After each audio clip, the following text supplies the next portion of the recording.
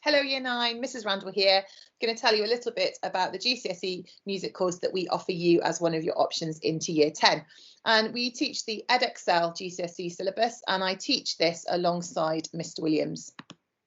So why should you choose GCSE music? Well, I think the most important reason why is that you enjoy making music, you enjoy creating music, you enjoy performing music, and you enjoy listening to music in a variety of different styles. And along the way, we will hope that you will become fulfilled with your musical skills, that you'll develop your confidence, that you'll maintain your motivation, and that you will have a sense of academic achievement. So the key aims and objectives of the syllabus are that you can grow your own interest and enjoyment and skills in your musical studies. We get you to understand how you might make music individually, but also as part of a group. And we develop your understanding and appreciation of a wide range of different kinds of music.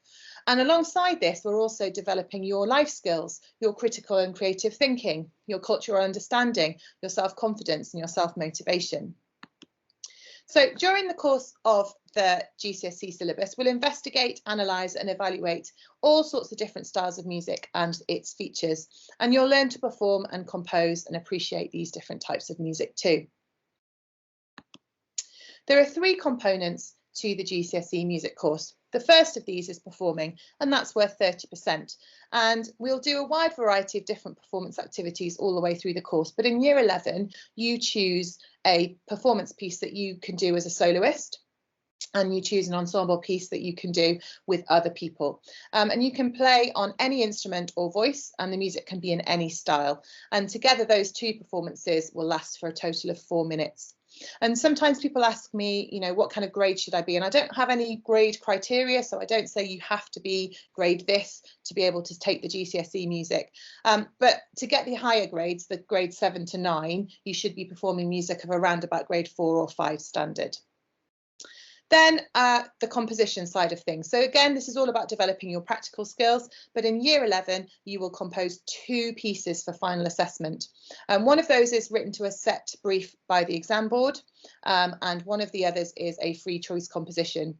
Now, all the way through the course, we're looking at developing your composing skills through using music notation software like Syllabus, using sequencing software like Logic, and also developing your understanding of chords and harmony and melody and how to write for specific instruments and indeed in specific styles. So those are the 2 coursework elements, 30% on performance and 30% on composition. Then the final 40% of the marks for the GCSE come from an appraising exam. This is a written and listening exam that the students take in the summer of Year 11. I'm going to tell you a little bit more about that. So during the course of Year 10 and Year 11, we will study music in 4 different areas: instrumental music, vocal music, music for stage and screen, and fusions. And through the study of these different types on genres of music, we particularly focus on 2 set works. A set work by Bach and Beethoven in the instrumental music section, Purcell and Queen in vocal music, Stephen Schwartz, Defying Gravity, and John Williams' Star Wars in music for stage and screen. And then in the fusions category, we study music which combines and fuses together different musical styles and cultures, and we look at a piece of music by the Afro-Celt sound system and one by Esperanza Spalding.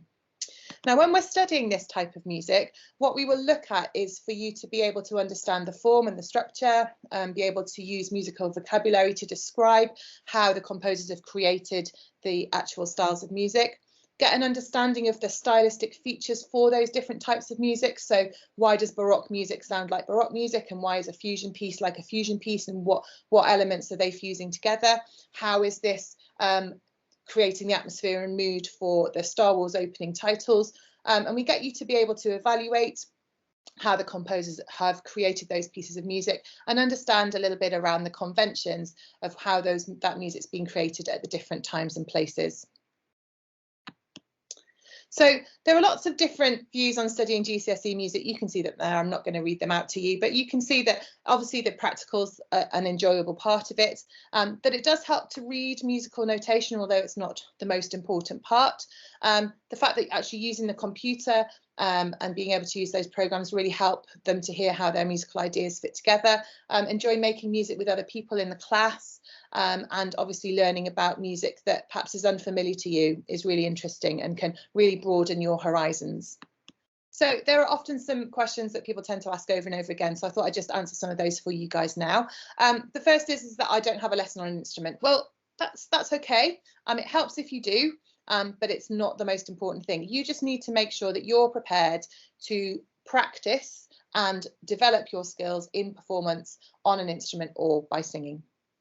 And then people often are worried a little bit about composing. Some people say they find it really hard to come up with their own musical ideas, but we give you loads and loads of help and guidance in year 10, particularly, and kind of build those kind of building blocks and little skills and give you a kind of toolkit in which you can then really go to town and be really creative in your compositions in year 11. A couple of other things people ask about reading music. Kind of alluded to this a little bit earlier, but it doesn't matter if you can't read music very well. You know, I'm never going to put a piece of music in front of you and go, play that now, okay? But it does help in the analysis of the set pieces that we've got to look at. So a basic knowledge is important, and we would hope that you'll be able to develop that during the course. I don't like listening to classical music. We want you to be open-minded individuals. You know, we want you to be able to understand and appreciate a wide variety of music. So there is classical music on the syllabus, there's rock music on the syllabus, there's musical theatre, there's all sorts of different styles of music on the syllabus, and you have to be open-minded and be prepared to listen to music that's unfamiliar to you. And then people often ask about, I get really nervous, I can't perform in front of other people. You know what, that's okay, professional musicians get nervous too. But when it actually comes down to it for the assessment, the only people that you need to perform in front of are the two people who are assessing you, and that's myself and Mr. Williams. So there are a number of benefits that there are for studying music at any level, but it is an academic subject in its own right, but it will benefit your other subjects too. And recent studies show that playing a musical instrument and singing can enhance your general performance in other subjects, and it can actually benefit your learning in multiple ways because it activates all parts of the brain, your motor skills, your auditory skills, and your sensory skills. And increasingly, employers and universities are looking for young people who have the skills in creative subjects because they are creative thinkers, good communicators, and team workers. That's a brief rundown of the syllabus and what we offer at GCSE. So if you've got any questions, please do not hesitate to contact either myself or Mr. Williams if you have any further questions. Thanks.